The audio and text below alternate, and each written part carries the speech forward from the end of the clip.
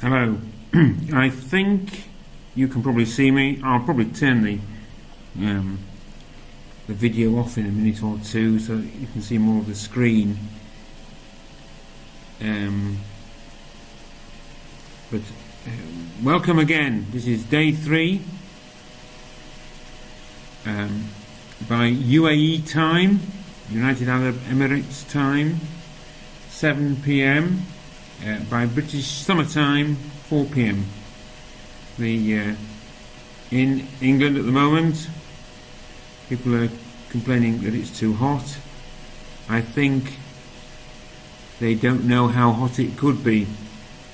I would imagine it's quite a lot hotter in Dubai and elsewhere where you're watching this from.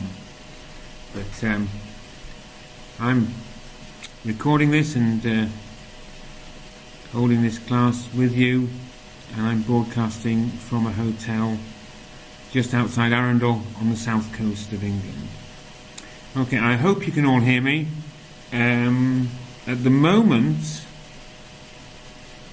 I think we've just lost someone. At the moment, I can only see 3 students: Azwathi, Kumeri, and Suchi. Let me just check. Participants, yes, and then I'll check the chat box. And I'll put in here, I hope all 3 of you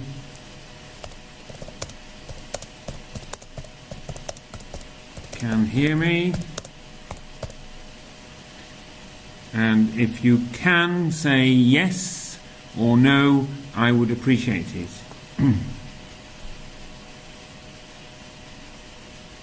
Oh, thank you, Kumere. I've got a... oh, good evening, sir, to you, Suchi, as well. If you're a gentleman, or good evening, madam, if you are a lady. Yes, oh, thank you most kindly. Okay, and the third person was Azwathi. Oh, and we've now got Trost as well. Excellent. Trost has very kindly submitted his ethics answer, and I will do something similar to what I did yesterday in going through it and trying to point out how well he's done. I think it seems to be working quite well. I would encourage you all to do lots of homework, but if we're able to learn from Trost's work, then that's excellent. Okay. And as well, thank you. You can hear me. Good. Now I've got share screen. We'll whiz through the first couple of slides, and then I'll switch across to Trost's homework, and we'll review it. So there we are, very similar to the first 2. Slide class number 3, 20th of July. These are the same 2 slides as we had yesterday and the day before. Evaluation of a new project, funding, etc. is our issue. I think I will take my the filming off, I think. I don't think I'm showing the video anymore. Keep the chat box there just in case.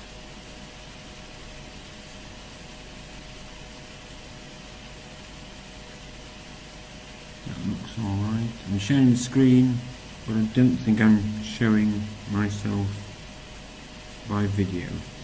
Right, on to the next then. We're going to review the homework. Just in case, let me quickly remind you of the task. Cobot is the name of a collaborative robot, and we are assuming that Spark Space is manufacturing them, and there's been a malfunction in one of them that's caused serious injuries to an employee of a customer, and we are aware that this is the kind of fault that we may well find on other cobots that we have been producing because it is something to do with the way in which we set them up.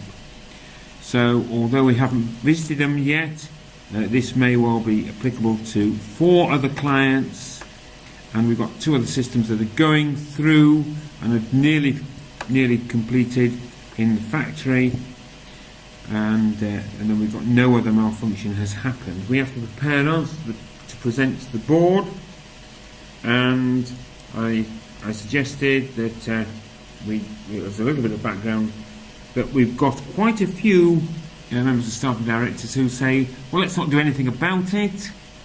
Fair enough, we'll deal with our existing client who's had the problem, but we don't really want to recall the others or send out engineers to them because it's expensive. Whereas other members of staff and other directors are advocating that we do the opposite. I suggested that this would be about what I would consider a task or an element. In other words, I think that this would be half of a section, and in that respect it would be something where you'd have about 22.5 minutes and it would be worth about 12.5 marks. So hopefully you've all had a go at this, although I'm only going to go through trusts. 5 minutes of planning time, maybe slightly more. I think as you become more and more proficient, you can actually allocate more time to the planning and less time to the writing, because there's so much intensive thought that goes on when you plan your answers. And then about 17.5 minutes to write the answer. And that was the sound of me having a little bit of coffee and putting my cup down. Now, let's continue sharing my screen, and I've set this up, but I haven't read it yet. So I'll get my stamps ready. I certainly recommended, and I continue to recommend, that you use headings, that you can use the same headings that you actually put in your plan, and then you just spell it out. I don't have a problem with you actually having a heading that says what the issue is. Anyway, I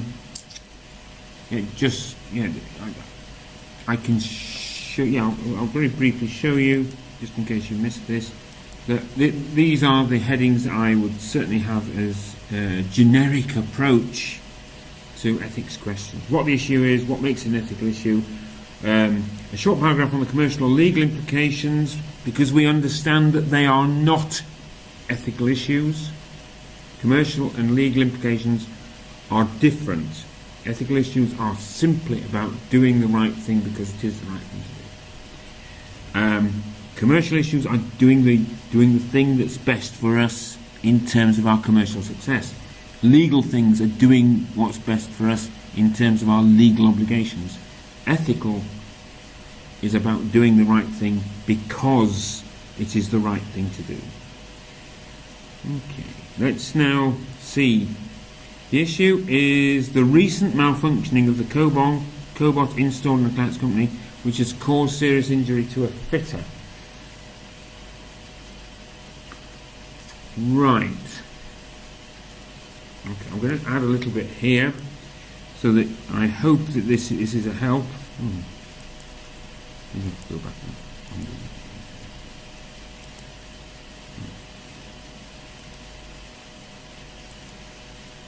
Just delete that for a minute. In we go with a typewriter. Because there is more to the issue than that, it's also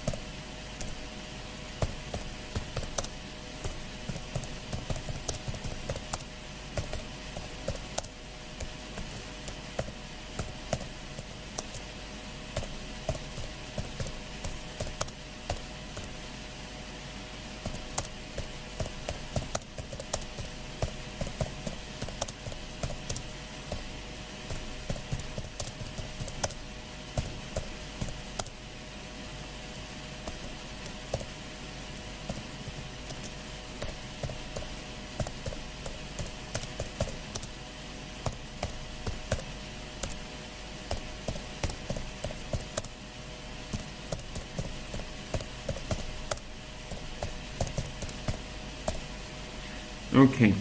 So our issue is, what are we going to do about it? What is it that we're going to do? Now, there's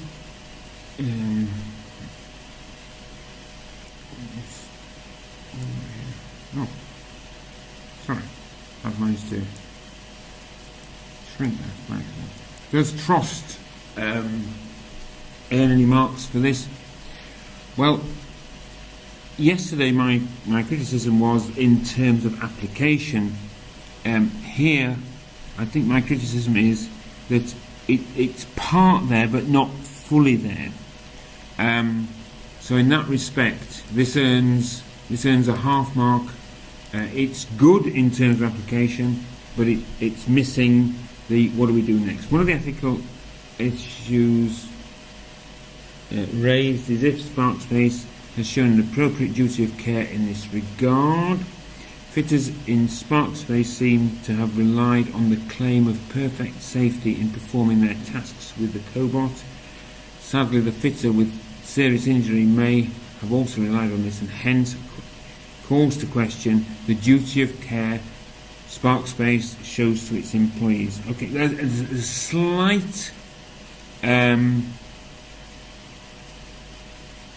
slight inconsistency here. So let me just draw attention to that, because initially when I paused, I was thinking,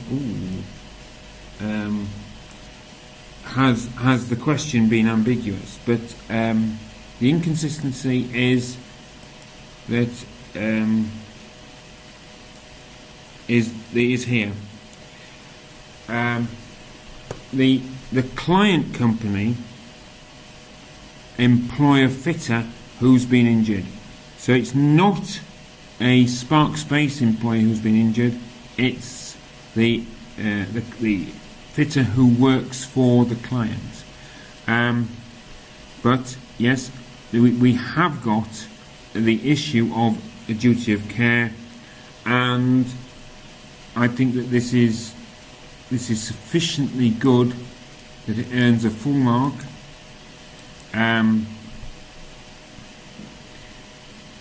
Yes, if we've got this perfect safety record, and if we are promoting our cobots as suitable for us to rely on the automated adjustment of the equipment so that it doesn't injure anybody if they climb in, then yes, we are letting them down. We are letting down the client, and we're letting down the employee of the client. So in that case, we do owe them a duty of care, and as such, we have breached that duty of care. So there is an opportunity here for a second paragraph, and I think that is my comment here, that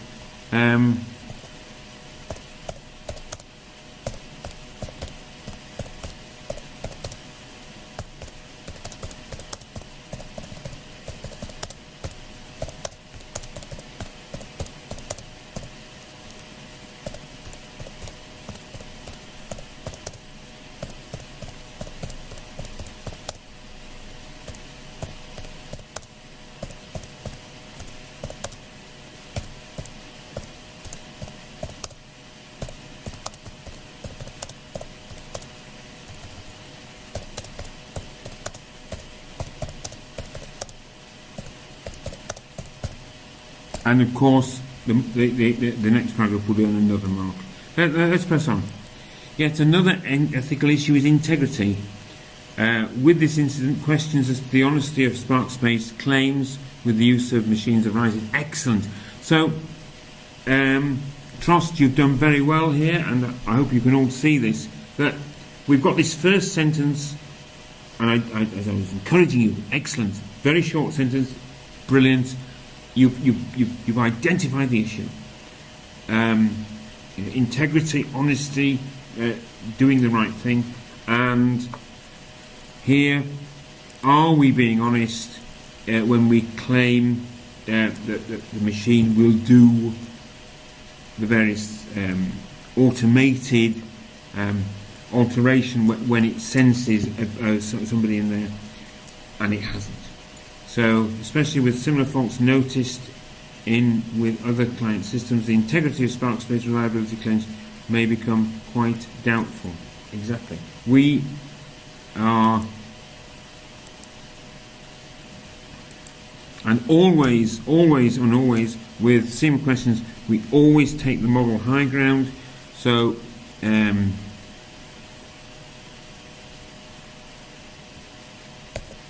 wrongful claim, is it just that we are giving the wrongful claim because of deliberate trying to misleading?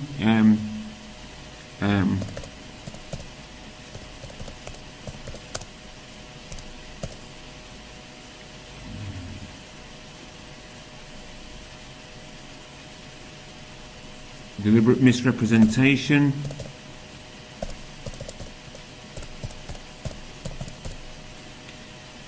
or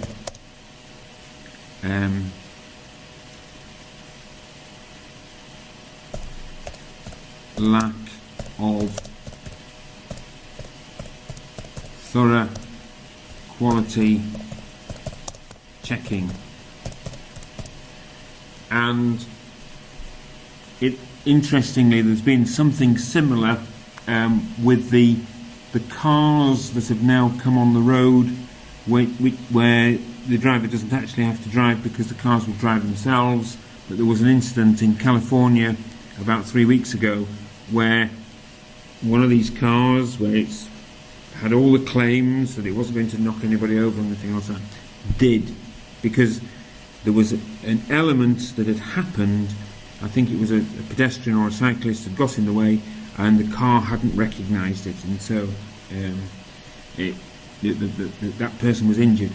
And similarly here, if there's been a lack of thorough quality checking, then I suspect, but I don't know, that may well be what has happened. But either way round, we have let our client down, and we should be behaving with absolute integrity.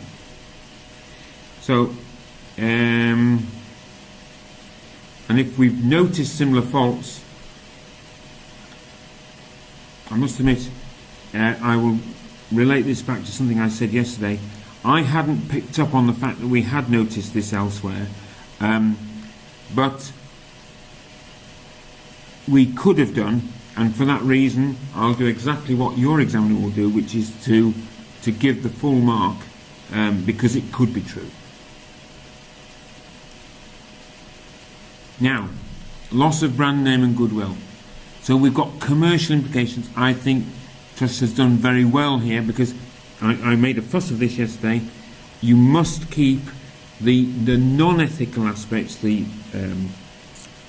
commercial and legal, completely separate from the ethical.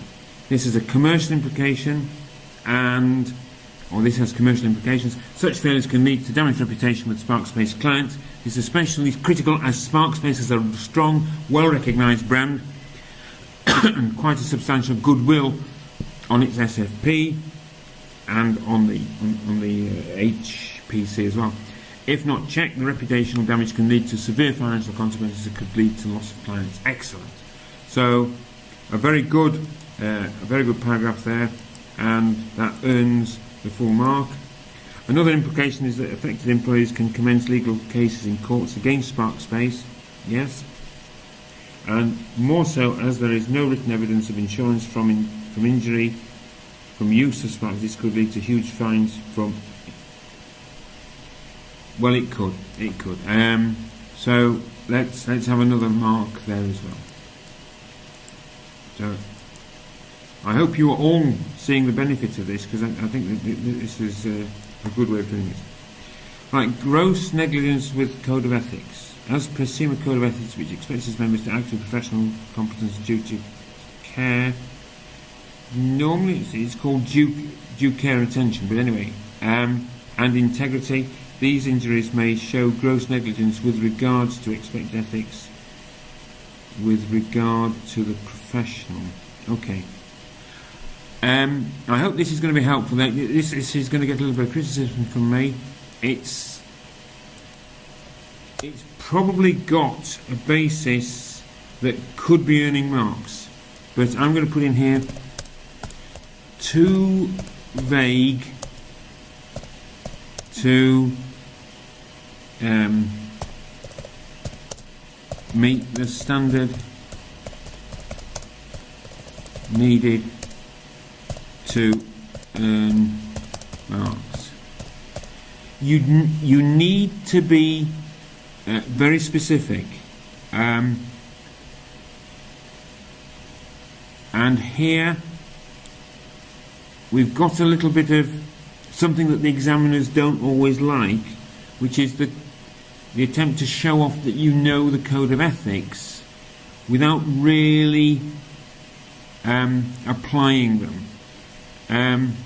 Sure, there may well be an element of gross negligence, but we would need to justify that.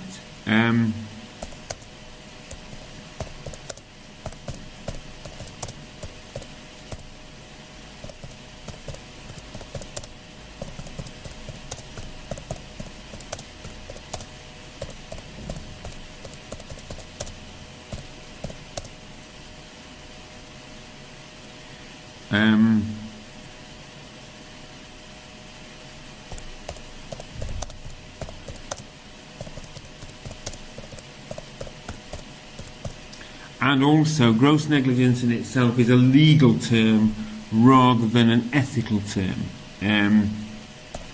So, when we think about the idea of not demonstrating integrity, then we're thinking in terms of ethical aspects. When we think about being negligent, then we're being negligent within a legal definition of negligence. But apart from that, this has been a well-structured answer, and it's doing well. While it may be expensive for Spark Place, in the interest of shareholders, to immediately halt operations with its Cobalt machines. I'm going to underline that word immediately, because immediately is exactly what short-term means. And so this is a good start. And this may be the ethical right thing to do.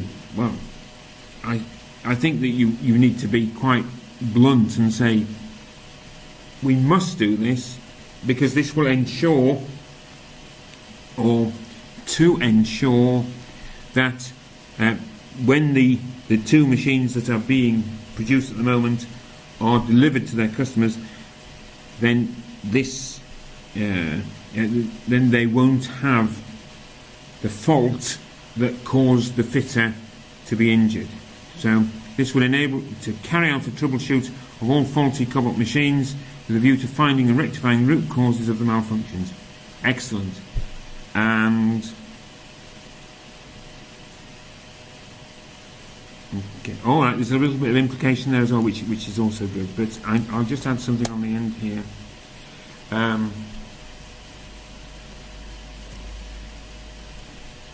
Which is just at the back of my mind, would enable them to carry out to review.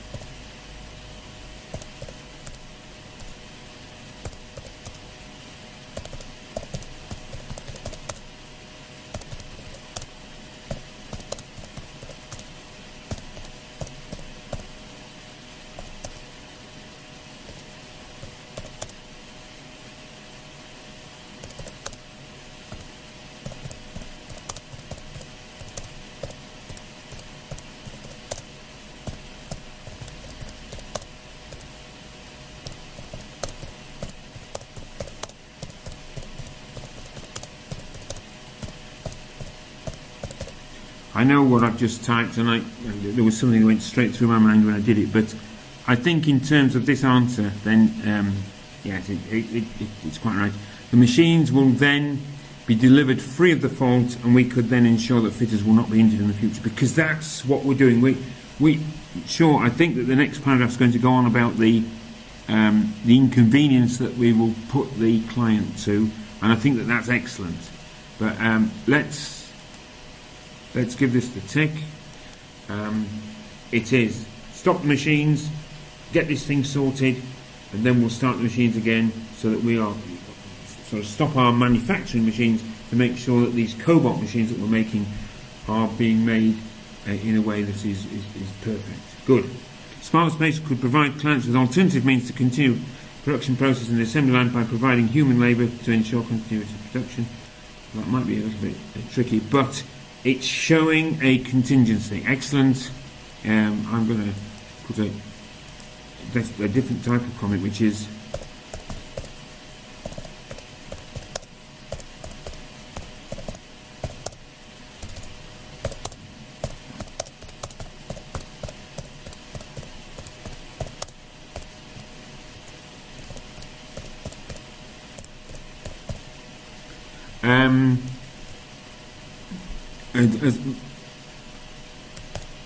as a tip, I suggest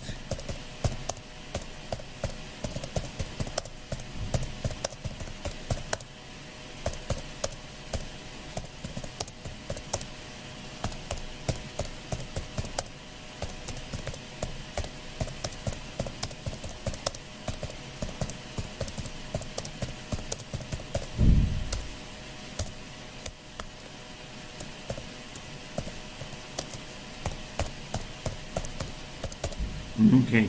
One of the things that I always encourage you to do when you're writing recommendations is that you write the recommendations, you write the justification of a recommendation and an action plan, but also that you give the implications. Invariably, one of the implications of a recommendation is that there's going to be some sort of cost. Well, here, the cost is to the client that they would have not have the machine on the day that they want it, but a few days later. And so what I'm saying is that it's good to show the contingency arrangement, but also it makes it very easy for the examiner to give you marks if you spell out that we are causing a delay. Good. Continuing with this, though this may incur some additional costs, good. This may show to clients that Smart Space is concerned about their business as partners. And then we're moving into a little bit of commercial benefit, but did you hear this sort of? But I will.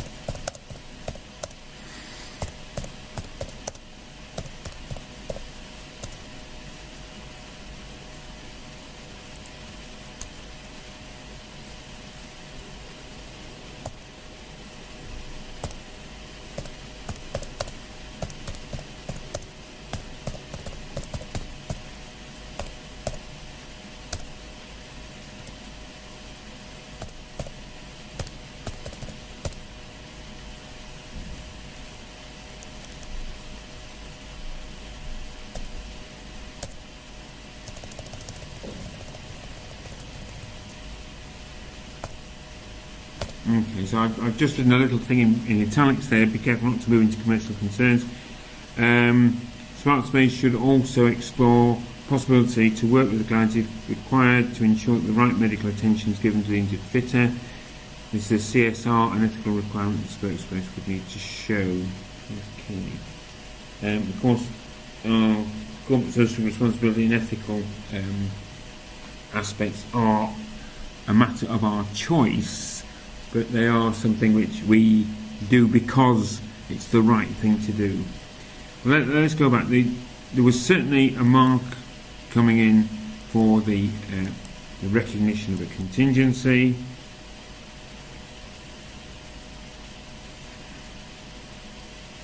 Okay. Right, long-term recommendations. So we should implement a detailed project review on the use of cobalt. This review should look into the entire design and manufacture of cobalt to ascertain possible defaults, errors during the design and manufacturing process. I'm not sure whether the word default there is the right one. You can tell me I'm being overly fussy, but I think we really mean the word fault. And good. So we start off by reviewing our production process because we know that we've got something that isn't quite right. There should also be a review of the process used in working with the cobalt. So it may be that we're not giving these fitters the right instructions. A claim of perfect safety, it needs to be reviewed. Additional measures in the working instructions need to be put in place to prevent the possibility of injury with the cobalt. This is good. This is very good. And Spark Space may want to explore in conjunction with clients the need for insurance for fitters working with the cobalt. Well, there is a need for insurance, but let's keep going.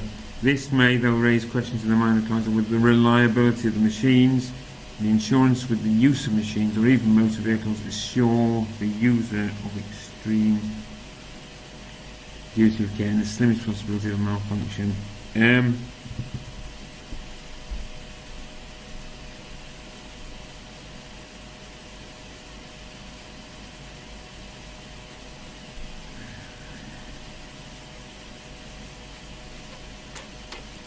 You can hear me mulling it over, I think, when I'm sort of kissing my lips and all the rest of it. As you can probably guess, I'm not quite as impressed with this paragraph as I was with the previous ones.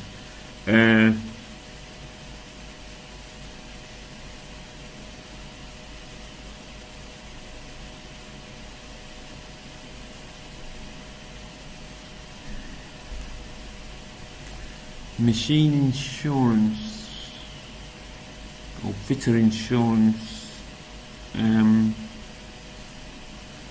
Right.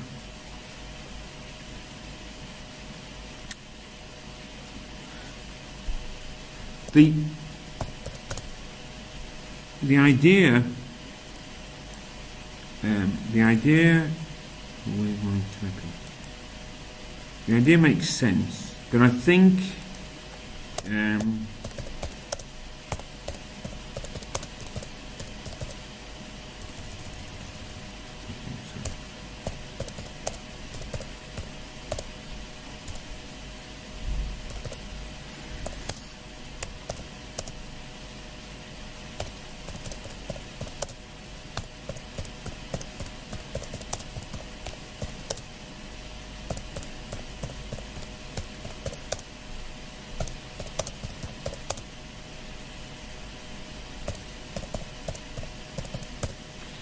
Now, this is useful from a learning point of view because it's an opportunity for me to show that I haven't given a mark for this, and the examiner wouldn't give a mark for something. The examiner's looking to give you marks for realistic answers.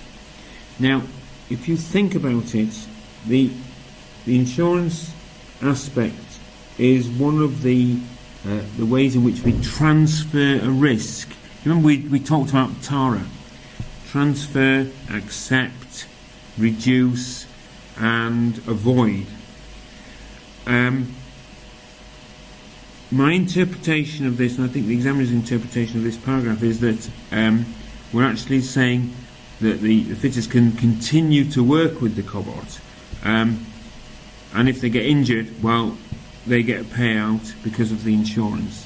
That isn't the kind of solution that CIMA would like, and and what I would say is the aspect of Tara, that would, well, there's two aspects, but I think avoid is probably not the one. That would earn marks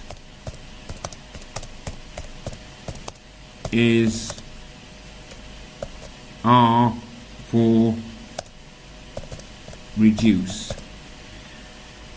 So T is T for transfer, R is R for reduce. The idea is that we can't simply accept the risk and just keep putting fitters in there and paying them off with insurance claims. We need to reduce the risk of them being injured, or avoid completely and just not put them in that risky situation. Okay. I think that the avoid rather defeats the point of having cobots and so on. So the avoid method would be one where you turn the machine off completely before the engineer goes in. Okay. So let me just quickly sum up. 1, 2, 3, 4, 5, 6, 7, 8, 8.5. 8.5. I think you can be very proud of that. I'll go a little bit down the bottom. 8.5 out of 12.5 is a high mark.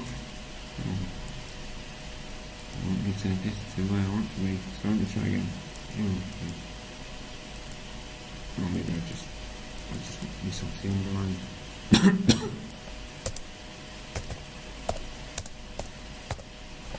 So I'm sure that there are very many of you who can very quickly tell me what that is as a percentage.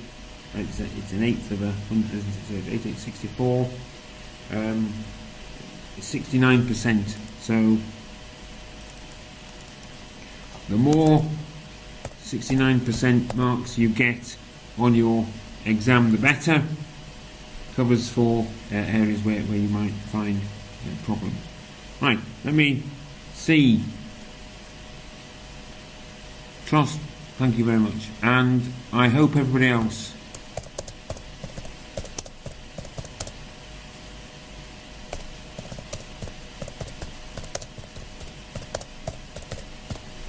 and here's my promise to you. If you didn't find that useful, then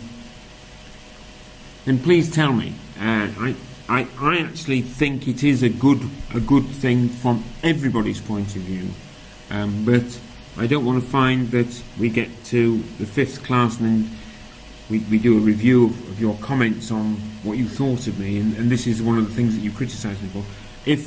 If you don't like it, then please say so, and I can modify what I do next week. But I think it's a very good way of doing things, and if we have the best of setups, in other words, if we were face to face, I'd probably be expecting you to hand in homework every time, and everybody to hand in homework, so that you're able to get that kind of a feedback. Excellent. Right, let's move swiftly back. That was the homework. I thought I'd quickly look at possible ethical issues. I know that we're sort of running into 40 minutes of this class, and we have got a fair bit to do on the next area. But within the notes, and you can have a copy of these, you've got two ways of getting them. Either you get them from the Dropbox that Andrew set up, or you email me and I email them on to you. But that's my email address. Yes, I think. There were a few ethical issues that I thought could get tested in your exam. All right, the next one was something that I'm going to gloss over again, but this was we looked at corporate governance, and so there were a number of things I thought that you could just check that you still can remember from yesterday the 3 committees, the proportion of directors that should be NEDs, and who corporate governance is there to protect. And I know that I've made that third question a little bit.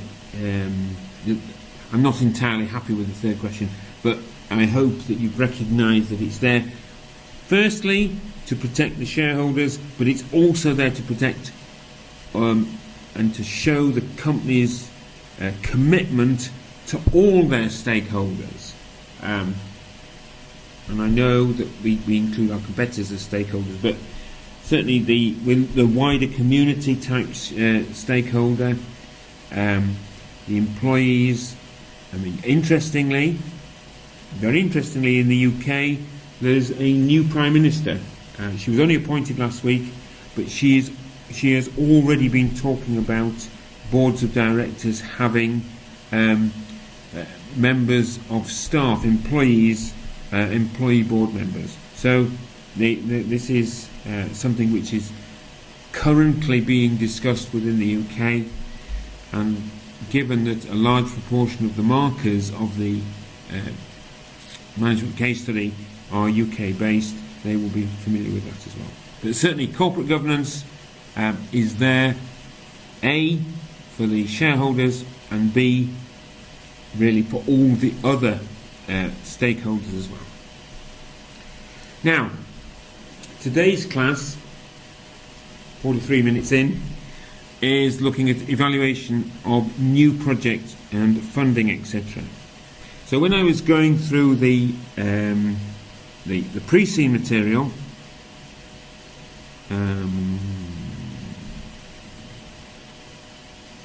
here we are.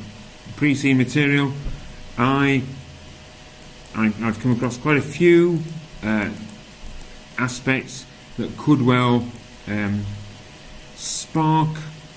I'm using the word spark in a slightly different sense, but Spark Space may well have several different things that they would consider that would be possible capital investment projects. And I thought that on page 7 there was a particular area here that I thought, I wonder why they've given us this, but the Spark Space assembly lines are near 100% capacity, and backlogs can build when any significant HPC configuration orders are placed. Well, they have to address that. That's the problem, and we may well be asked to do that, possibly using outsourcing, or we may have a capital investment project in order to address that. So I am pretty sure that there's going to be something. So here we are, the assembly line's near 100% capacity, backlogs build, expansion of the production line. We could be taking over another company. We may launch a new type of server. And before I move on and look at the syllabus component and look at the other things that are likely to be in the examiner's mind when they write the questions, what I want to make a big deal out of is that we really think about Spark Space.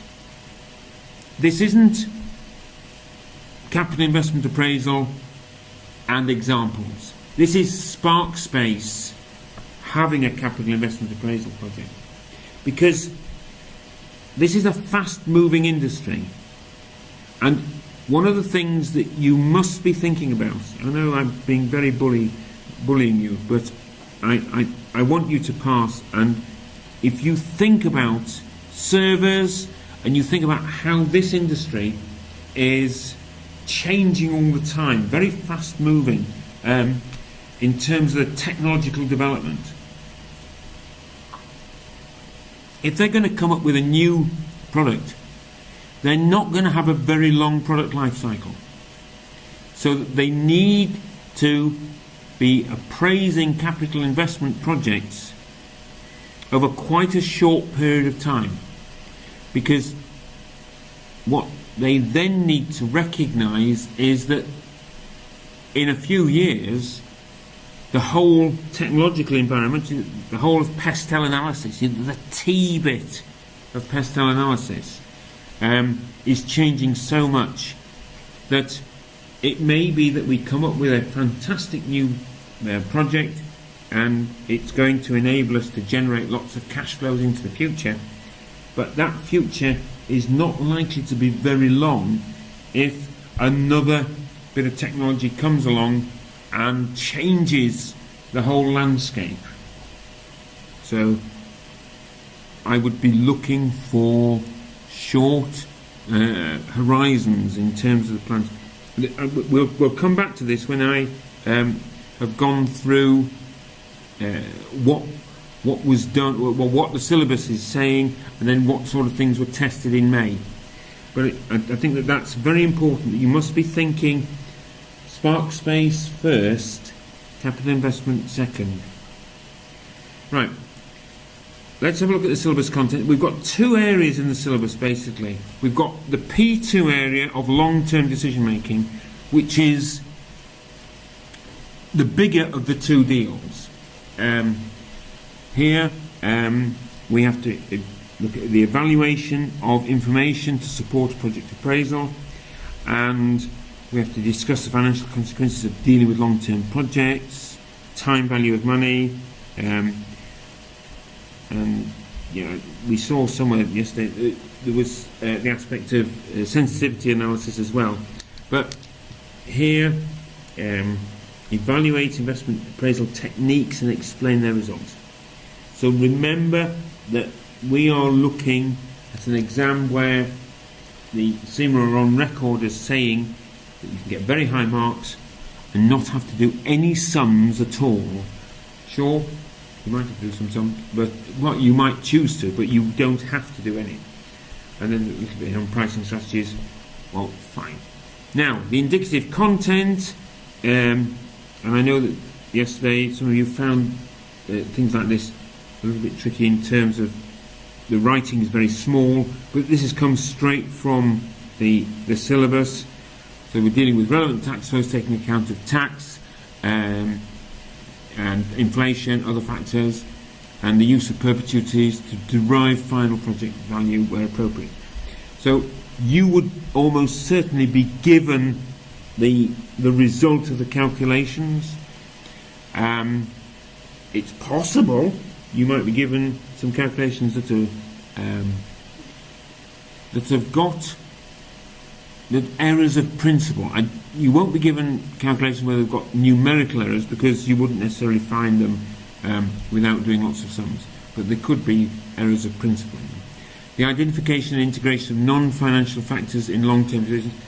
Definitely the idea of why we might be prepared to have a project that perhaps has a small negative net present value at the outset, but we've got something else in mind later on, which effectively is a non-financial factor, which would justify accepting an NPV which is negative. The process of investment decision making, the origination of proposals, creation of budgets, go or no-go decisions, qualitative issues such as what I was looking at, discounting, when you've got projects with unequal lives, how you are able to compare those. They don't stand out to me in this particular case, because unless we were buying a company that was able to produce similar sorts of servers, and we would then have to figure out whether we compare two different projects or more than two different projects with different lives, and the fact that we would need to use the annualized rate in that case to overcome the unequal lives. And here you would just be explaining that you use the annuity rate and you divide the total by the appropriate annuity rate for that particular number of years. But I do think that a very basic explanation of a project in terms of real options is quite possible, because it's quite possible that they may well come up with a project where they're going to do a bit of capital investment for the government of Northland or Southland, and although initially it looks as if the net present value is a bit marginal, because it gives them the real option, in other words, an option rather like a financial option, but this time a real investment option of being able to perhaps do more work for that particular government, but they don't have to. That's what I mean by option, that they've got the opportunity to have a follow-on investment after they've done their initial project. Then it may well be worth doing the initial project just to be able to have the opportunity to choose whether they then do a later one. So do remember the idea of follow-on investments, abandoning, and the other one, which is the weight. And these three are the three ways forward from a real option. And you can track back and add the appropriate net present value, which would then turn a marginal net present value into a distinct positive net present value and justify the initial decision. In May, I don't think these were tested, but they certainly could be tested, particularly if you've got directors who put forward different methods of appraising investments. So you need to be able to look at the strengths and weaknesses of payback, of discounted payback, counting rate of return, net present value, and the IRR, and in addition the modified IRR. So they would lend themselves to a narrative answer, which is what we have to give. Then the final bullet point on the indicative content is the prioritisation of projects.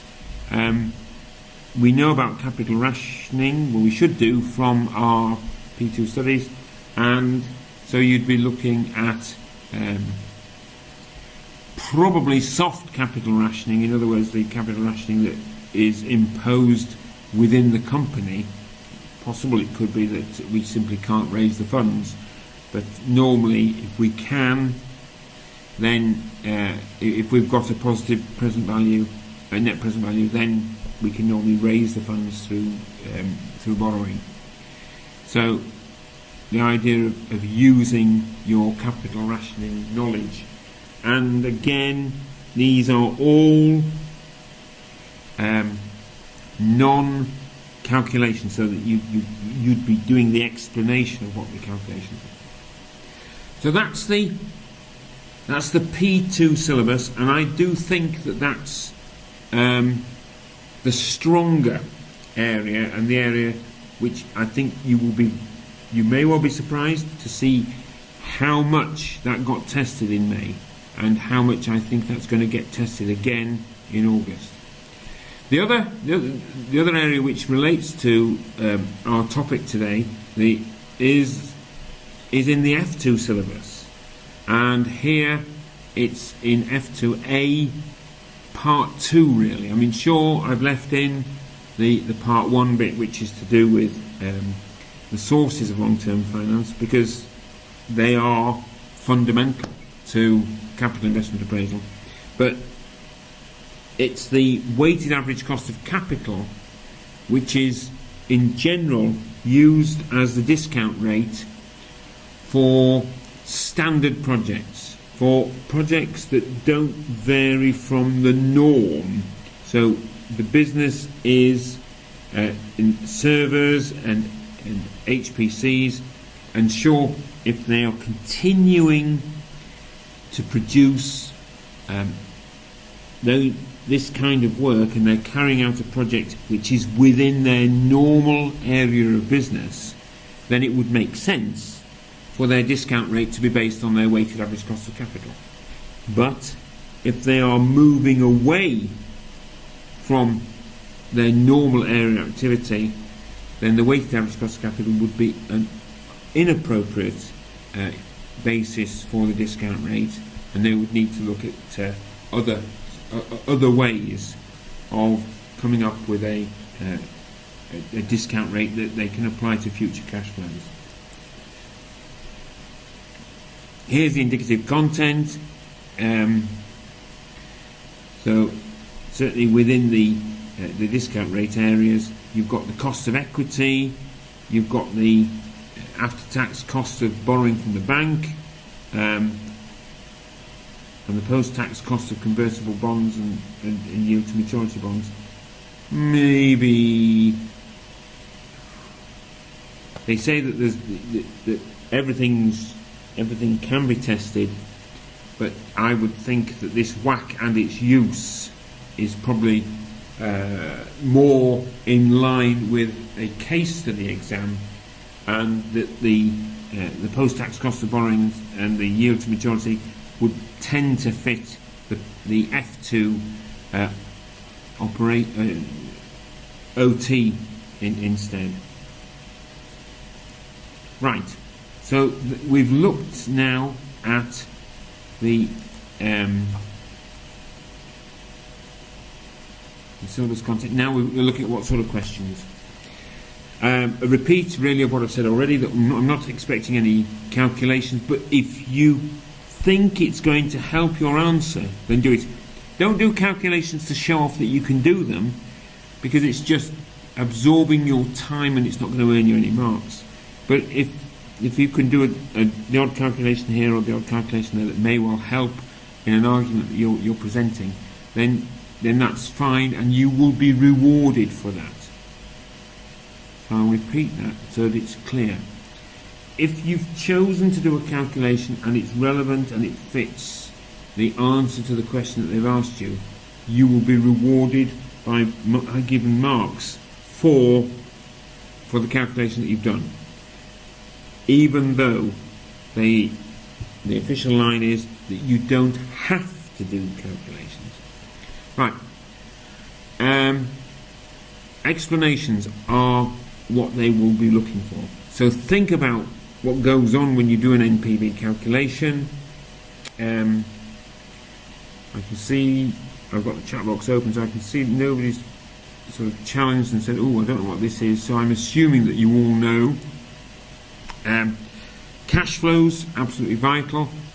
If you don't have the right cash flows, if your market research team perhaps, or your procurement team or production team haven't done a thorough investigation of what the cash flows would be for this particular project, then you're entering the area which is sometimes described as garbage in, garbage out, because the calculation of the net present value depends on accurate forecast cash flows. They're not necessarily going to be correct, but they need to be as good as they possibly can be in the circumstances of when you're making the decision. It doesn't help if they are just guesses. They need to be a very good assessment. The time period, I made a bit of a fuss about this again before, and I'll do it again, that you need to look at what the investment is and be very clear in your own mind about exactly what time period it's covering. A lot of technology is for quite a short period of time. If you think about a lot of the technology, the mobile telephones and the sort of Chromebooks and so on, they have quite a short period during which you're going to be able to generate an income from them. It may be that you simply move from one product to the next. You're using the same basic costs, but you need to establish that.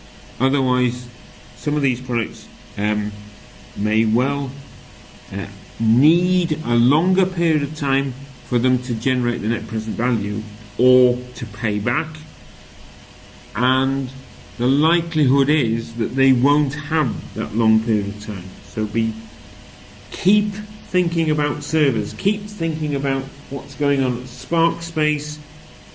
Don't give the examiner a generic I know all about capital investment appraisal type answer, because you might know all about capital investment appraisal, but they don't want to know it. They want to know about capital investment appraisal in the context of Sparkspace.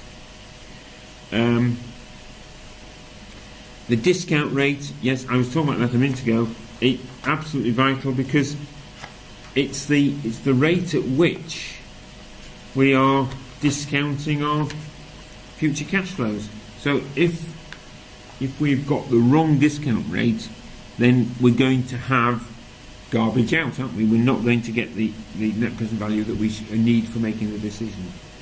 And I talked about non-quantitative factors, other reasons why we might want to go ahead with a financial project that may well conflict with a pure financial net present value assessment, and also the idea of the real options.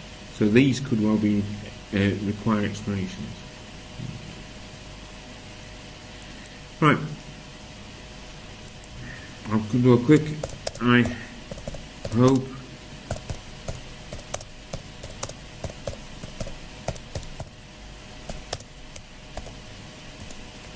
do you have any questions for me?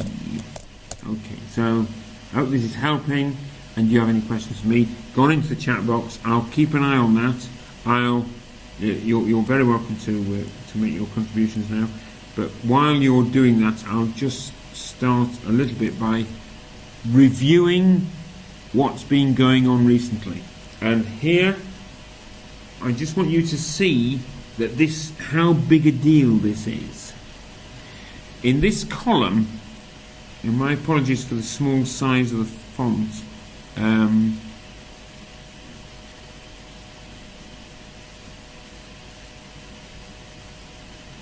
Trust, I wasn't planning actually. Trust has asked me a question: do I plan to expand on how real options will be applicable to Sparkspace investment options? I wasn't. I mean, if I talk about the idea that Sparkspace could be asked to produce a server for a government body in Northland or in Eastland, then they may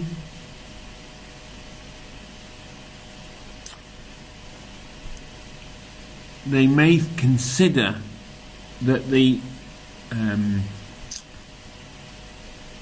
net present value of that project is marginal.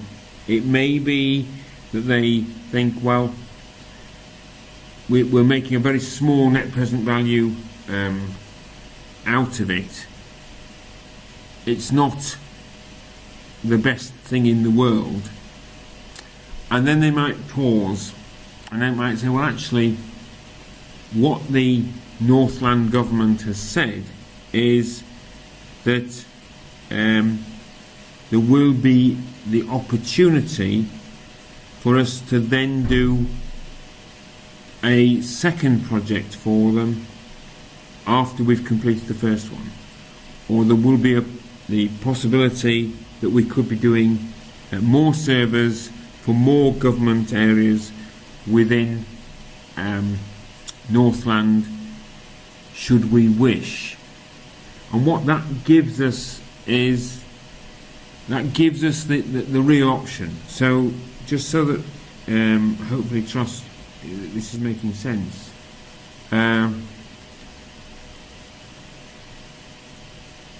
We've got these three areas that we can deal with within real options.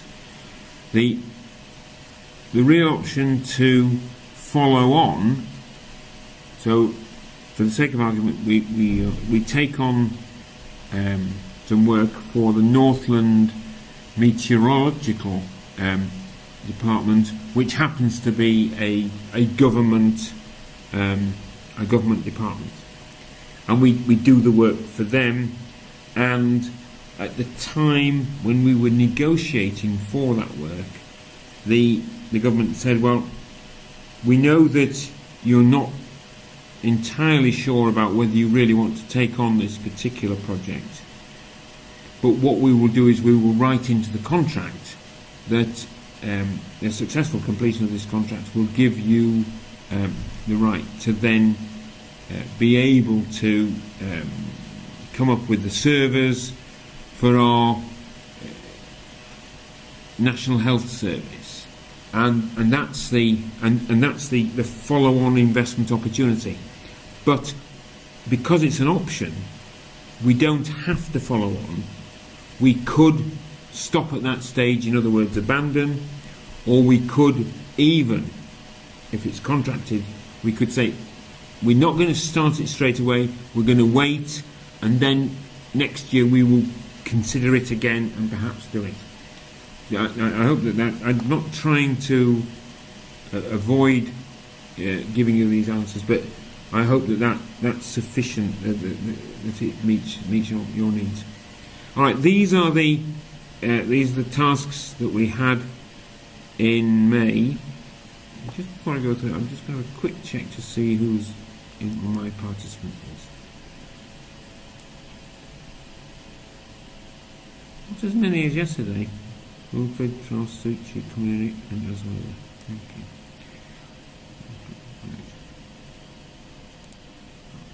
Right, here,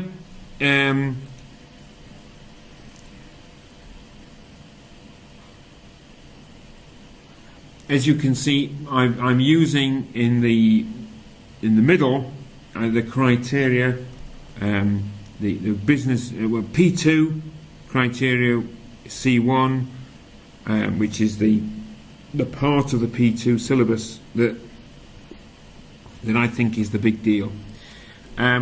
Also,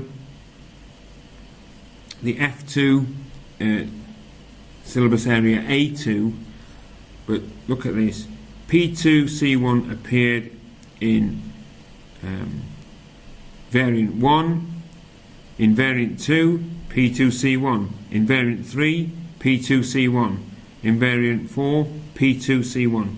So it's turned up 4 times in the May exams, and if we look at the F2 A2, that turned up twice. Oh well, I don't think it is A2. I think it's A1. F2 A1 turned up twice. So you've got here discussion of the suitability of WACC, and here some implications of funding by debt, which is worth me talking about, although I am sort of more concerned that we get to grips with the whole net present value aspect. But yes, I think that the how it's funded is important, and it's certainly part of my agenda. So there's been a pilot study for a particular capital investment project. Sure, in May we were dealing with a chain of opticians, whereas this time we're dealing with a server manufacturer. Excuse me, I'm just pouring out some more water. But we can have the same kind of question where there's been a pilot study of a particular server application that we may well be considering. and we would then have to evaluate the information to support the project appraisal. So we are discussing the findings.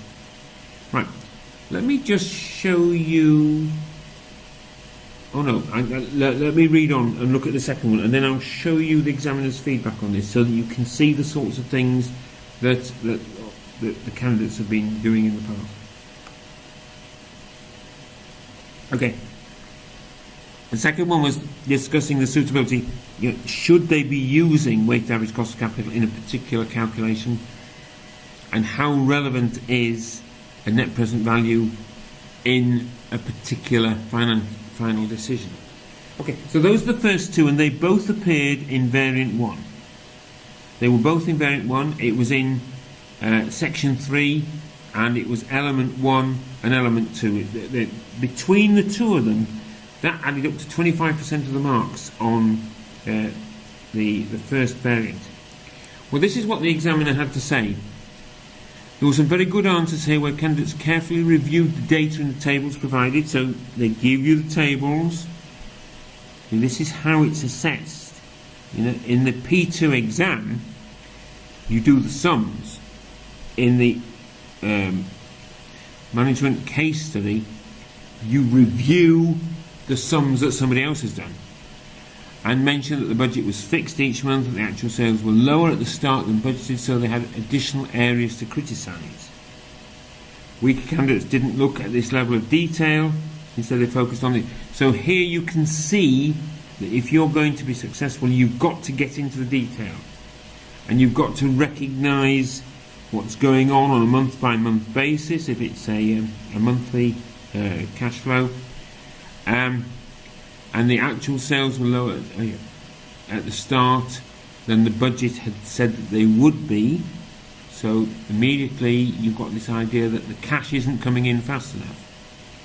Weaker candidates didn't look at this level of detail. Instead, they focused on the overall sales increase of the product and the customers paying for the same day service, which were the figures provided to them rather than having to interpret the table.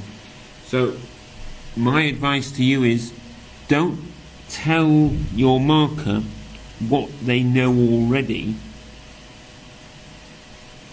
Interpret it and explain why it's important. That would relate to the first part. So just taking us back, that's discussing the findings from the pilot study. The next one was to do with the candidates were asked to consider if a net present value was necessary and the use of WACC. Most answers were biased in focusing on NPV and not WACC. I think that this may well be a problem with some of the tuition providers. I'm awfully sorry. But WACC is a new topic within the F2 syllabus, and unless you've studied it, it makes it very difficult for you to be able to answer it. And if some tuition providers had overlooked the fact that WACC was now an F2 subject, then you can understand why some of their learners didn't have that in their memories to be able to deal with it. So in terms of the NPV, most candidates stated that it should be done, but the weak candidates didn't say why. Hopefully, if you've been listening to me for the last, this is the third of 3 nights, we are committed to making a comment and saying why, all the way, even if it means we've got to start another paragraph, because explaining why a point is relevant is what earns us the marks. So those candidates just launched it into a description of how NPV calculations work. Right. Your examiner is unlikely to reward that kind of description. They want to see a justification of the information rather than a description which becomes rather textbooky, it becomes rather generic, and we need all our answers to be specific to Spark Space. There were a few good answers for WACC, but they were not common. So a good hint there. Make sure that you are up to date with your WACC knowledge and that you understand its application in terms of the types of projects that the business is undertaking. Right. The second variant asked for a discussion of commercial and cash flow implications of a buyout. Okay, the buyout was that we were looking at the management buying out part of their particular business. So again, this could happen at Sparkspace. Would be interesting. We are a subsidiary of a parent company, so it's quite possible that a combination of the management of part of Sparkspace and external funding may well approach the board of the parent company with a view to carrying out a buyout. Now, here in the second section, the candidates were told that the manager of the research and development facility had proposed a buyout. Research and development is a big deal to this examiner, as you can tell from the research and development that Sparkspace is carrying out. They were asked to discuss the risks to IC Optica, which is the name of that company that was in the May exam, of the proposed arrangement. Many candidates combined a discussion of risks, commercial and cash flow implications, which was acceptable, although there was little focus on cash flows. So make sure that when you're looking at cash flows. Some candidates misinterpreted the question and discussed the risks to the buyout team, although the requirement was very clearly stated. This demonstrates the importance of reading the question very carefully, and candidates were then asked to focus on the commercial and cash flow implications of the proposal. Better candidates demonstrated good awareness of the potential commercial impact of the new arrangement. So here, another way in which capital investment appraisal could be tested and could be tested again. I think it's sufficiently useful. Oh, I can't see it here. I was going to show you, or maybe it's in here.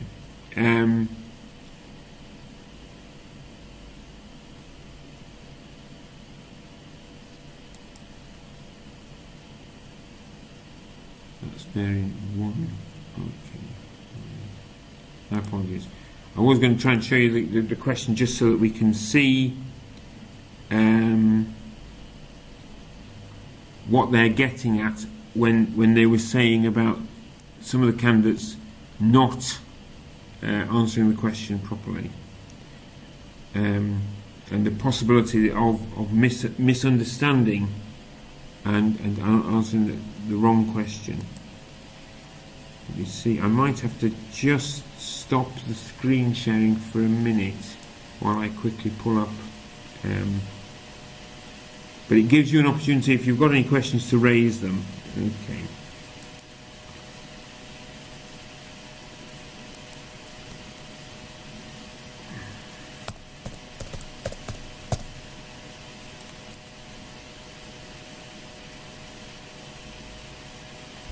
If you were here yesterday and you were aware that I crashed out about 15 minutes early, I've made provisions for tonight to make sure that that doesn't happen again.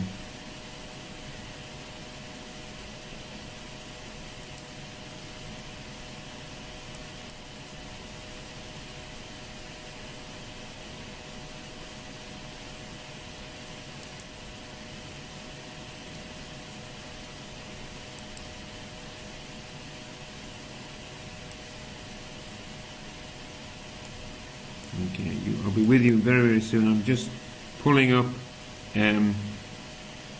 variant 2 to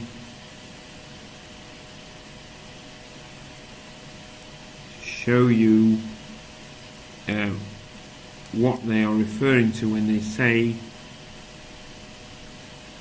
that the candidates misunderstood what the question was, and to give you the opportunity to check with me, because I think question recognition is vital. If you don't understand what the question is, it makes it very hard for you to be able to answer it. And I'm so keen on you writing the answer to the question that's been asked that I think it's beholden upon me to make sure that you understand what the question is. So I've now got that on my screen. I haven't quite put it onto sharing yet.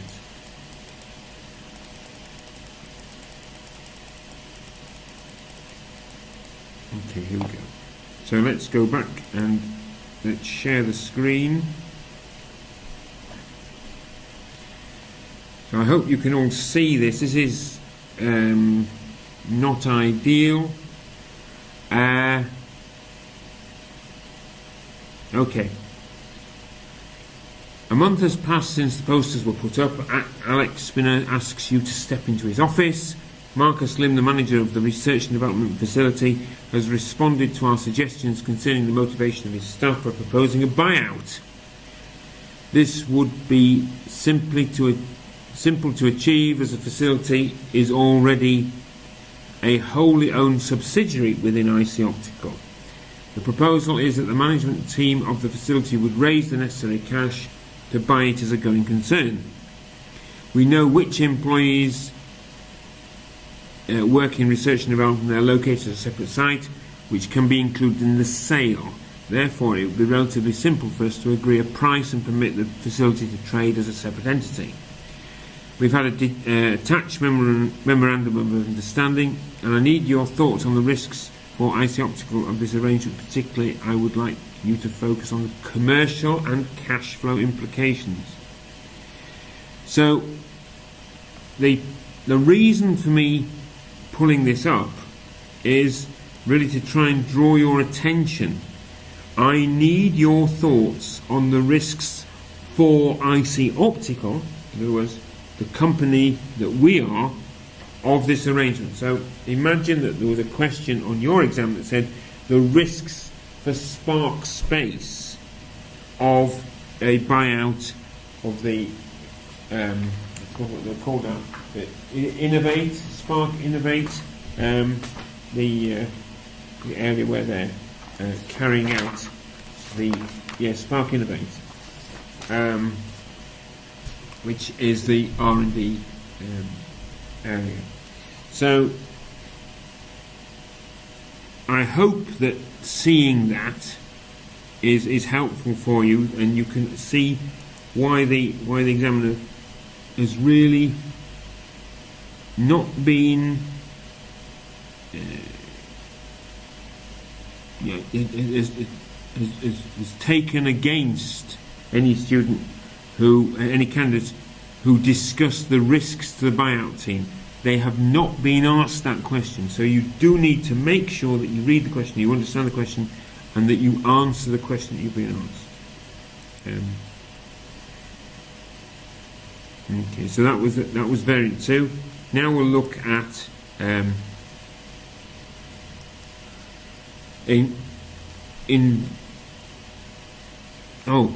you were also asked to advise on predicting cash flows,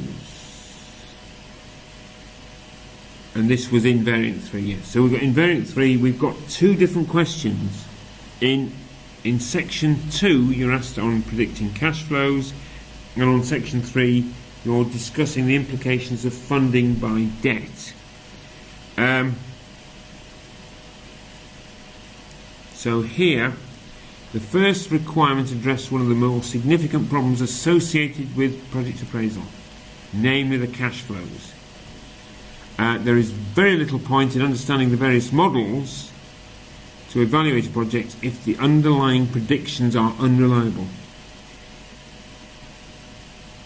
This is how the case study works. It's far more realistic, because if you can't get reliable forecast values, then you can't make decisions based on them, because you're trying to base your decisions on garbage. Yeah. Arguably, the net present value analysis can be biased through either optimism or pessimism in the forecasting of cash flows. So again, the recognition that the cash flow figures that go into the predictions are vulnerable because of whoever's produced them may have a vested interest, so that they're not necessarily the most useful and the most accurate that they could be.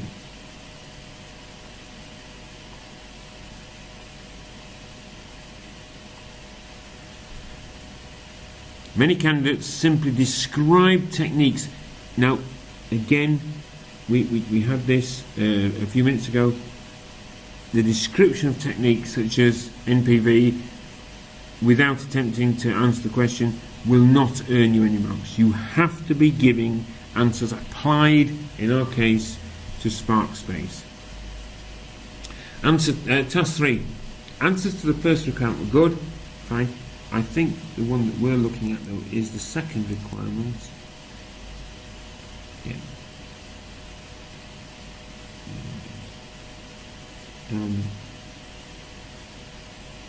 Section 2. Element 1. Okay. It is the good one. Okay. Candidates are able to demonstrate an understanding of the impact of borrowing on the overall cost of capital. So, obviously, you need to be aware of the tax shield and the fact that you're able to bring the weighted average cost of capital down by using debt finance. Good arguments teased out the fact that borrowing tends to be relatively inexpensive compared to equity, but increased borrowing makes the entity more highly geared, and so the overall impact on WACC can be complicated. Relatively few candidates address the question of future flexibility, the point being that most entities have a limited borrowing capacity, and exhausting that will make it more difficult to raise further debt in the future. And of course that is very much the case, that we need to be recognising that it's all very well coming up with a super project, and it's all very well being able to demonstrate that that project has a positive net present value. But if we can't get the funds for some reason, if there's some sort of capital rationing from the banks, or we're in a situation where we're not able to go onto the debt market and raise the money, then we will have a problem.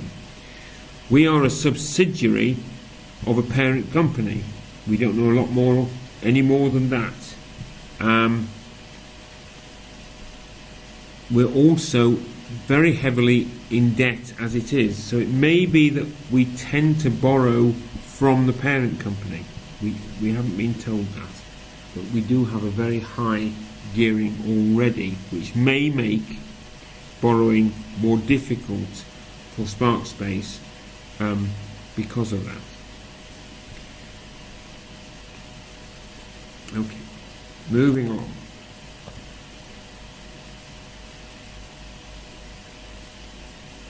The final one was in variant 4, where we had in section 1, element 2, discuss the basis for setting rental.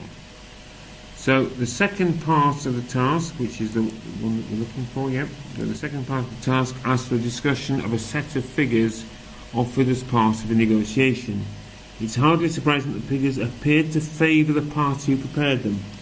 So an interesting return to the same topic that we looked at a minute ago, which is that when they are producing a set of figures, then the party who produces them has a vested interest and tends to produce figures that favour whatever it is, that the decision that they want you to make. A good answer should have identified ways in which the figures may be distorted by their prospective business partner, and the candidate should have addressed this concern by considering the logic underlying the figures. So again, they're not looking for you to make a description of figures. Oh, sorry. Anyone else?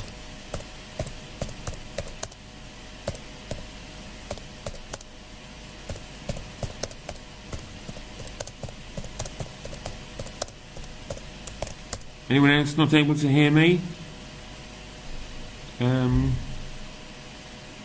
As well, can't hear me. I'll just make sure that I haven't accidentally missed the audio. No, it seems to be going backwards. Oh, trust can. I think it. Right. So, just so that I can just respond to as well. Okay. Good. Okay.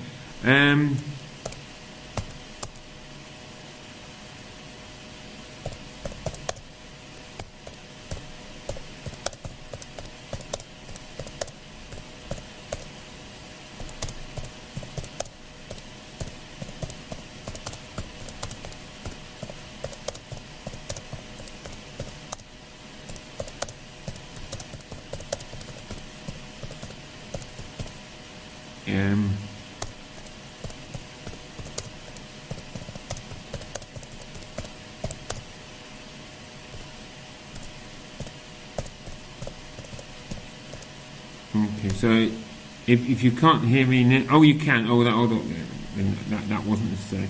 Anyway, I was able to see that the recording is still got the little green bars, getting lit up. So the second part of the task asks for discussion of, so the good answer should have identified the ways in which the figures may be distorted. So you need to be well aware of manipulation by vested interests.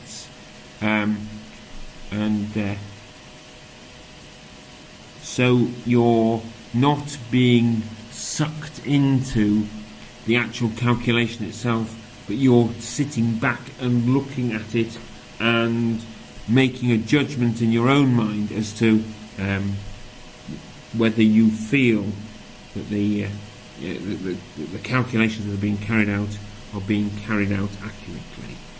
Okay.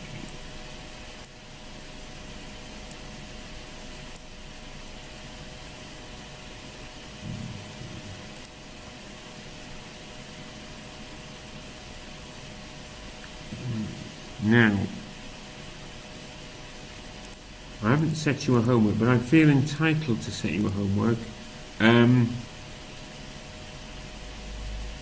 This is a repetition of the points, but again, we saw from the examiner's own feedback on those tasks that were set in May of why it's so important that you make relevant application to, in our case, Sparkspace, and every time you make a point, you justify it by saying why it's an appropriate point.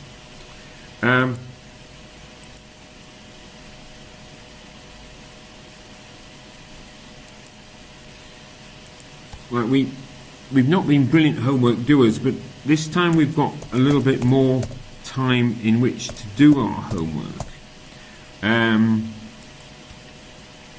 You don't have another class with me until Monday of next week, and as today is Wednesday, that gives you more opportunity, should you choose to use it, to address particular points.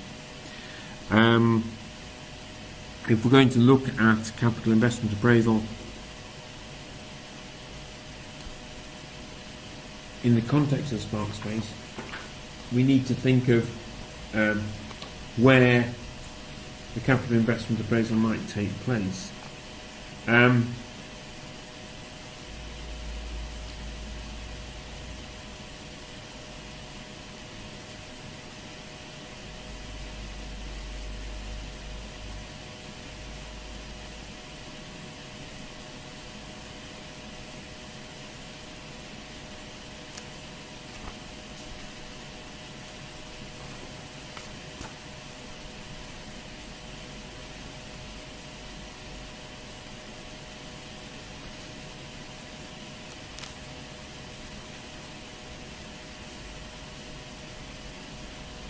we could have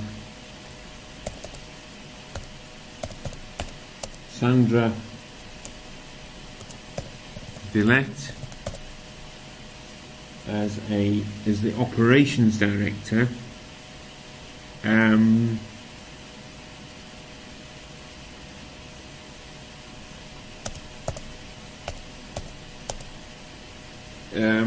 She may well have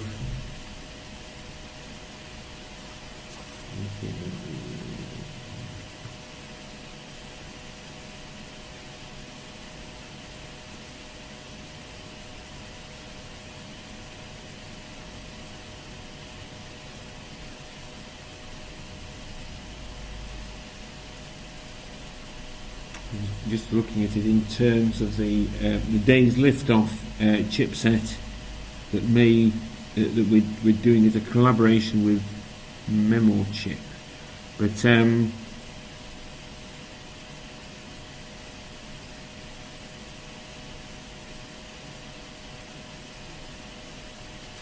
yeah, has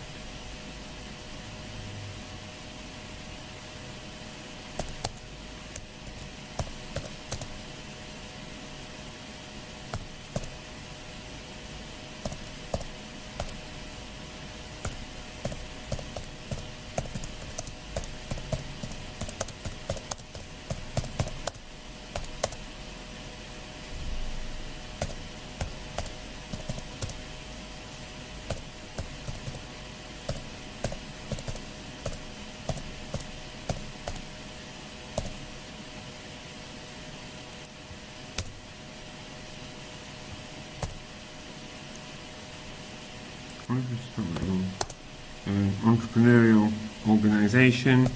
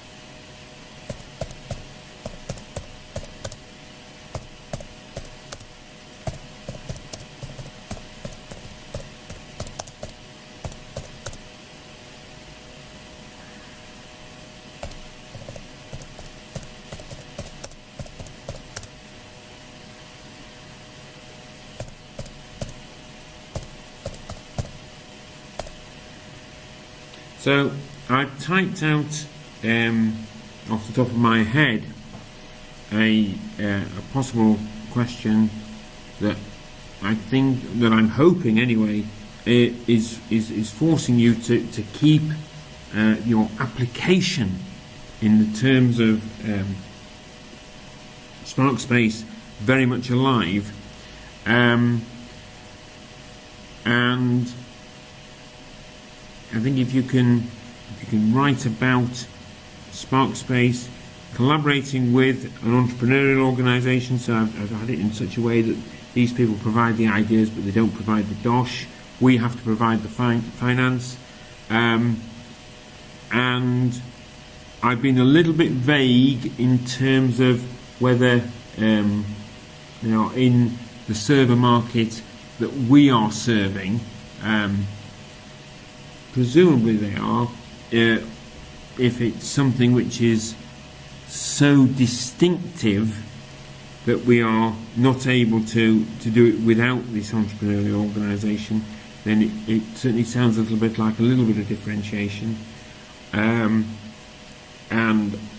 that may mean that you would want to address a little bit of additional risk, and then it gives you an opportunity to talk about various ways of dealing with risk.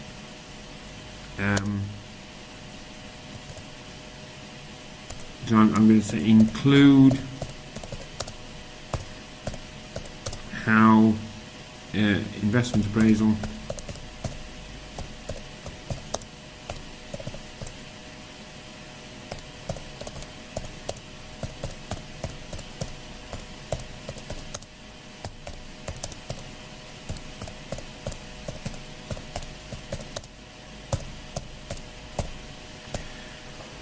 I think again this is a similar sort of exercise to the one that I set last night. So I'd be looking again at a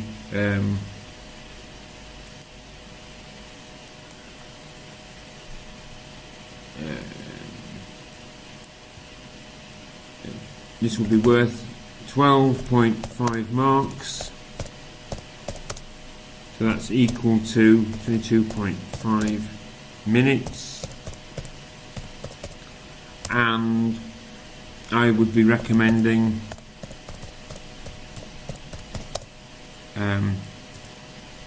plan for 5 to 6 minutes. You may now be finding that your plans are getting bigger, in which case you are needing to allocate more time to it, and then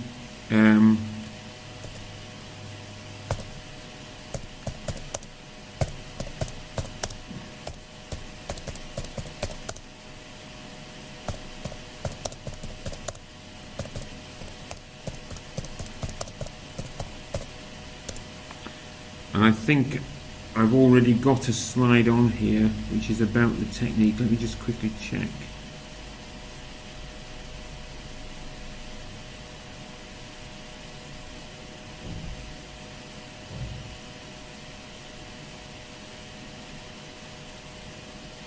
No, it isn't. So I'll just jot down the key things.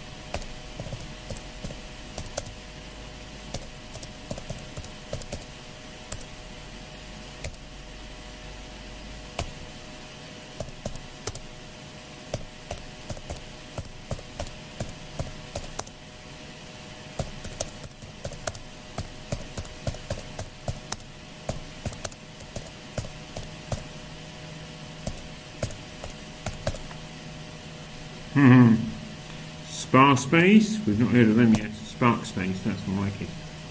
Right, so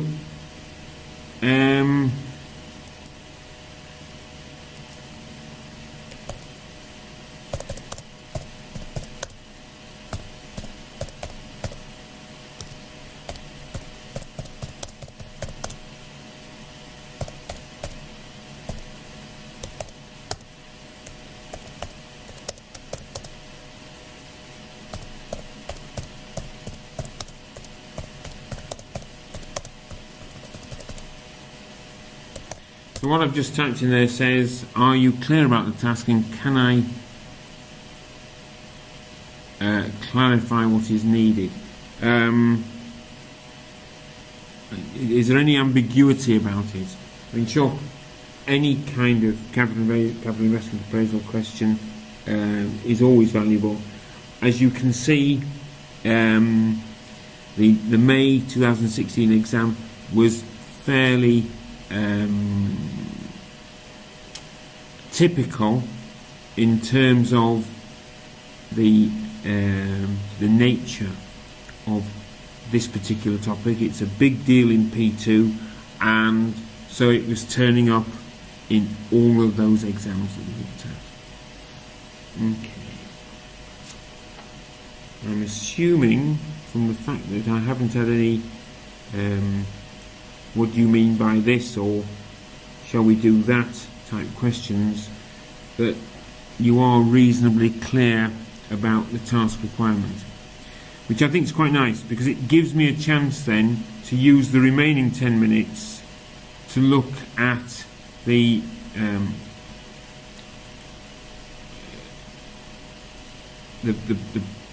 financial statements in the pre-scene. Okay, so I've got the wrong one. So let's get the pre-scene up, and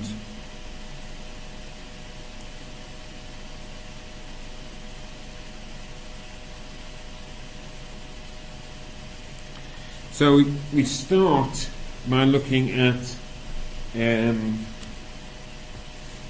the financial statement for the profit and loss account for Spark Space. We can see that they've had some growth, that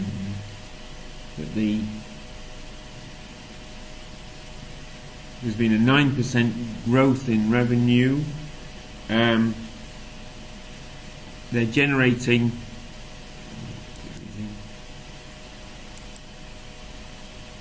a gross profit margin of 38% here. They're getting a gross profit margin over here of 36%. So it's it shows improvement, and they hold it over the operating profit, so that in the operating profit percentage they're dealing with 35% and 33%. So you can see the business is doing quite well in terms of its profitability. So we are well aware that we're dealing with a business which is, I'm putting 35 when I meant 33. It's going through good growth, and they would no doubt be expecting to see the growth continue. And certainly down here, to have profit after tax in the 20% area is very good. The server business doesn't seem to be a high risk business, so I think that the holding company, the parent company that owns Spark Space, must be very pleased with their investment if they're able to generate 20% plus after the tax from the revenue. Right. So now looking at here, and I know that there are different ways of working out gearing, and I'm going to just look at gearing here because I think gearing is significant in the context of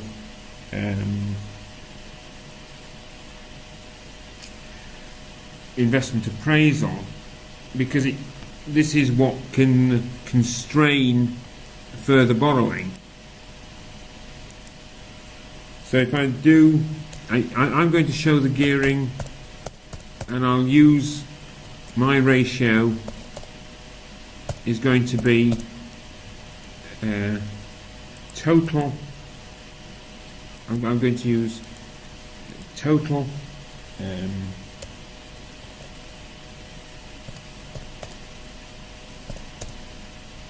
well, in this case it's loans. Very simple company, there's no deferred tax or anything like that getting in the way. So I'm looking at total loans. As it happens, we don't have any short-term loans, which could be an issue, because that is often one of the ways in which a firm that has a problem with its with raising debts may well raise short-term loans simply because they can't get any more long-term loans. But here we're only dealing with long-term loans, and I will have on the bottom is total equity plus total loans. So looking at this, I've now got in the 2015 figures, which of course start on the 1st of October 2014. I'll go through them.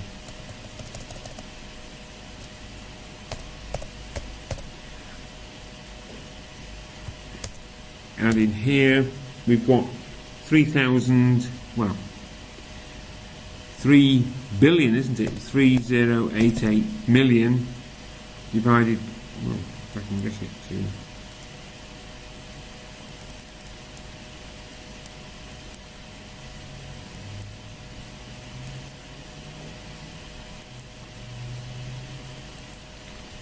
and I made it 4499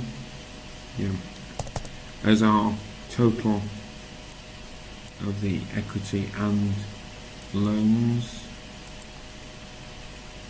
which I think is a 68.6% gearing ratio, which is very high. Over 2/3 of over 2/3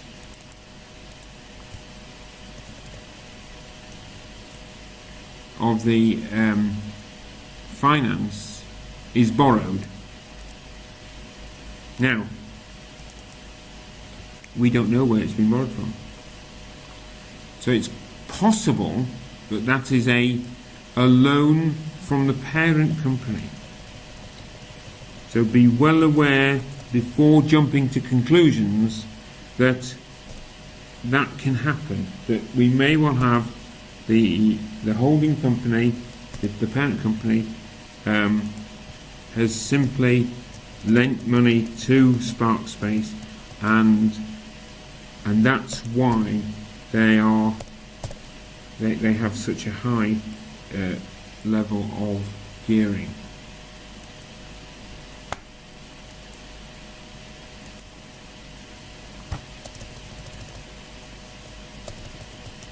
And they were previously 70%. But certainly if they were looking to go outside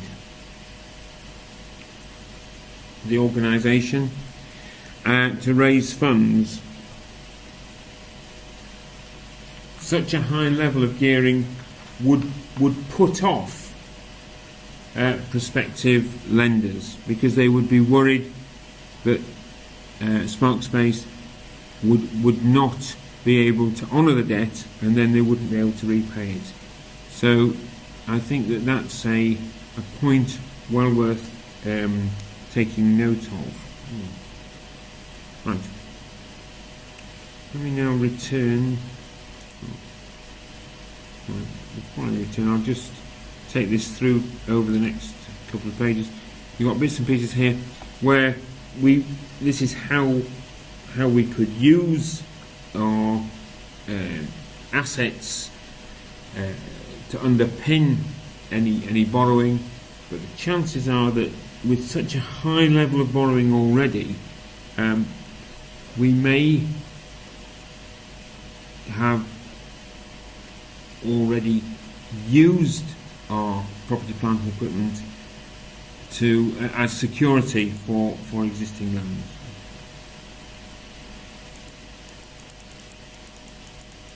Other points. There's another set of we don't get much of a chance to look at the prices. That's the risk register. This is their budget. It just shows that the company's expecting their profits to grow into the future, and you can see where the money's coming from. You can see that there's a very high margin on HPC hardware, and this margin is much greater than the margin that they get on the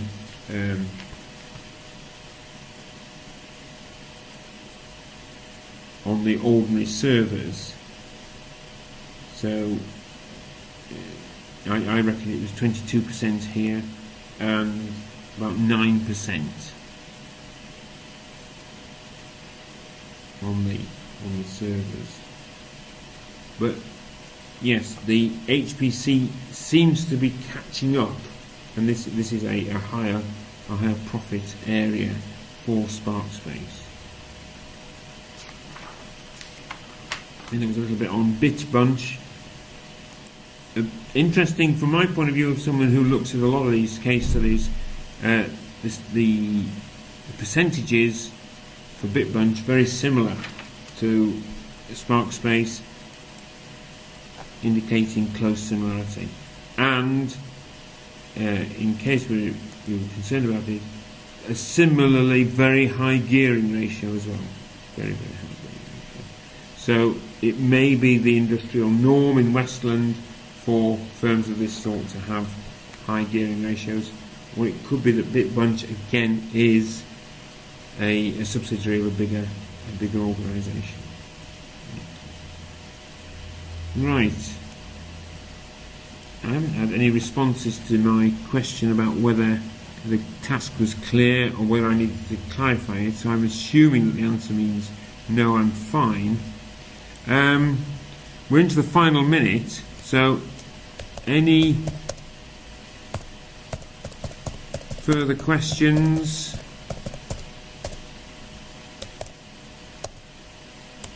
Have I helped you this evening? Are you getting your money's worth, basically?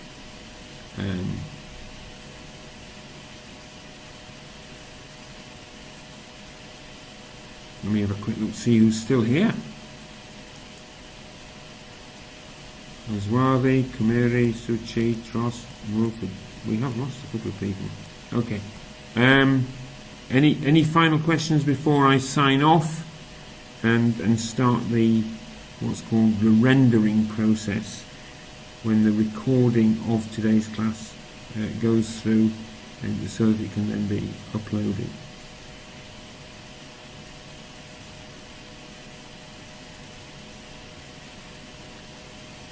So Trost has asked about the operating profit declining, and does that send any signals?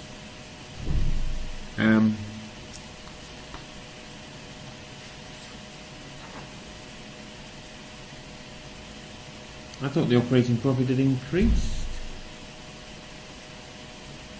from 33% to 35%. Are we talking about the same thing? Oh, you're talking about the planned operating profit.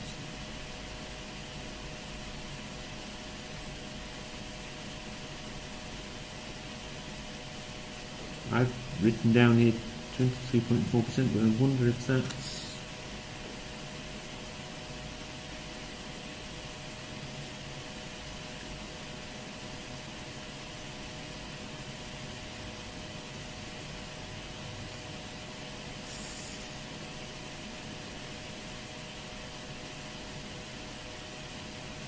And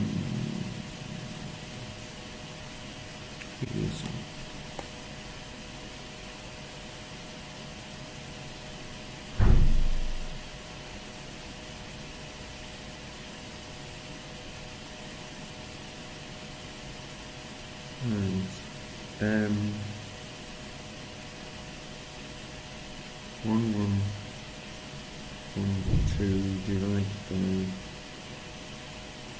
4,757. 23.4%.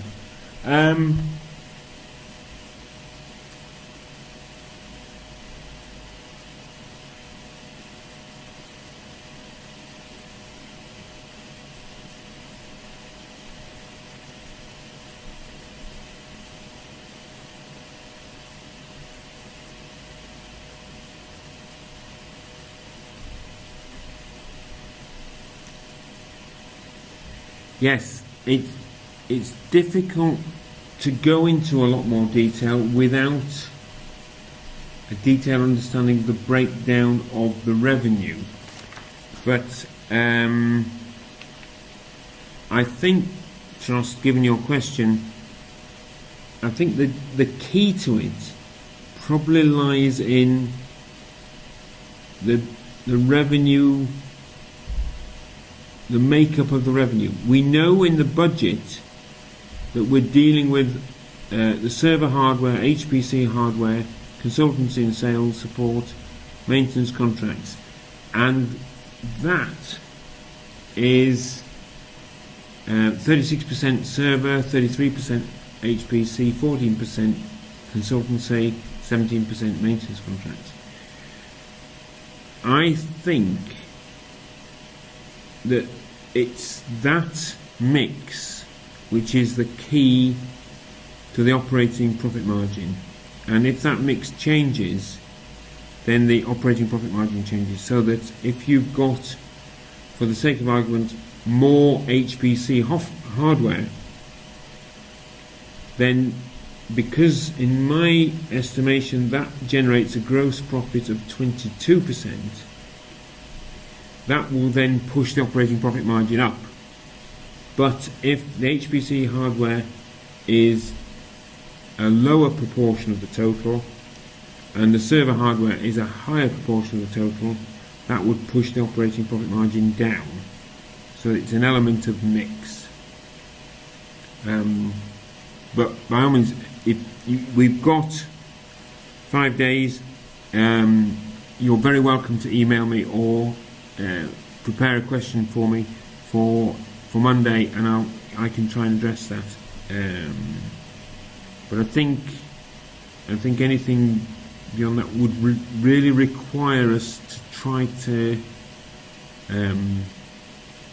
think how the unseen material is likely to address that issue. I hope that answer makes some sense. Okay. If everybody's happy, I'll sign off at this stage. I'll save a copy of the slides as a PowerPoint document, and I'll also save the recording, and that will eventually go on to, I think it's Dropbox, or possibly, and you may well have a private area within YouTube where they can be accessed. So thank you all very much. You've been a marvellous class, and I've been very honoured to have been able to take you. Thank you, and goodbye.